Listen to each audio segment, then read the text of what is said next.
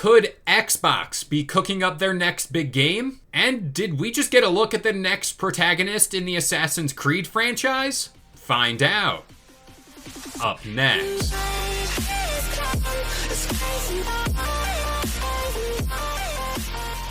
What up, guys? This is Kalo, and I'm here to give you the lowdown on all things gaming. And if you're new here, feel free to subscribe to this channel for weekly video game news content. Drop a like on the video, and welcome to the Level Up. So our first story today centers around Xbox and their potential new third-party exclusive. Now, Xbox themselves are no stranger to this territory, seeing how one of, if not their most successful franchise in recent memory, being Gears of War, was spawned through a third-party exclusive deal with Epic Games. It's been a while since Xbox has partnered up with the studio to this magnitude, with their most recent affair being with Avalanche Studios to produce Contraband, which we have yet to see anything on, but Xbox still chugs along. But the studio in question here is People Can Fly. And if that name sounds familiar, it's because they co-developed games like Gears of War Judgment, Bulletstorm, and most recently Outriders in 2021.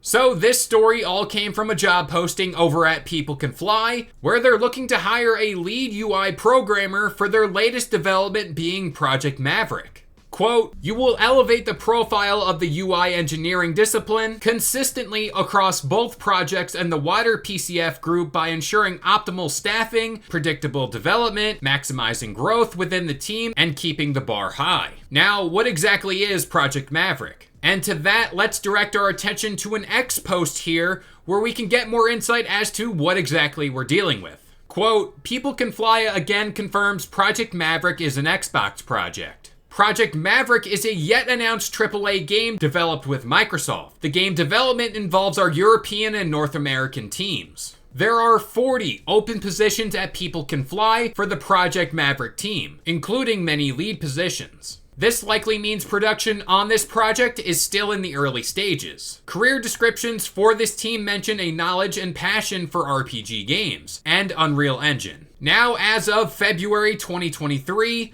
People Can Fly updated their release strategy claiming, quote, "We plan to release 3 of them, Project Dagger, Project Bifrost, and Project Victoria, in the self-publishing model with launches planned for 2025 through 2026. And the launch of Project Gemini, which we are developing with our long-term publisher Square Enix, is planned for 2026. Now, admittedly, Project Maverick can be so many different things, but all we have to work on here is it's an RPG, and knowing People Can Fly, it's gonna be a third-person style of game. And hey, there's always this off chance it could be another Gears game, but only time will tell. Now, let's move on to our next story in the world of Assassin's Creed, more specifically, Codename Red. Of course, recently there has been a back to the basics style of approach with these games, focusing in on what made these games, and it's that stealth-based approach. You know, because assassins.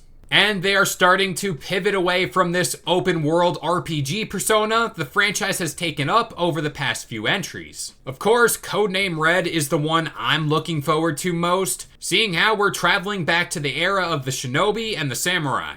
Now, this game will feature 2 protagonists, one male shinobi and one female samurai. And thanks to one of the game's writers being Pierre Bourdieu, we might have just gotten our first look at her. And here she is. Of course, she's sporting that classic cowl, and that pose is very similar to the one we've seen in that little teaser trailer a while back. Now, normally I don't like to get my hopes up or set my standards a little too high with these games, but I love this franchise and have played through all of the games whether I like them or not. And I did have fun with those open world games like Valhalla or Odyssey, but the feudal Japan entry is the one fans and I have been dying for from the start. And it looks like everything is coming together at long last. But with all that being said, I'm gonna pass this question off to you guys. What is your favorite Assassin's Creed game of all time? For me, no doubt it's Assassin's Creed 2. And like I said, I did enjoy games like Valhalla, but I think we're missing that standout main character like we had with Ezio. But that about does it here. I've been Kalo. I gave you the lowdown on all things gaming. And if you're new here, feel free to subscribe to this channel for weekly video game news content. Drop a like on the video, and this has been the Level Up.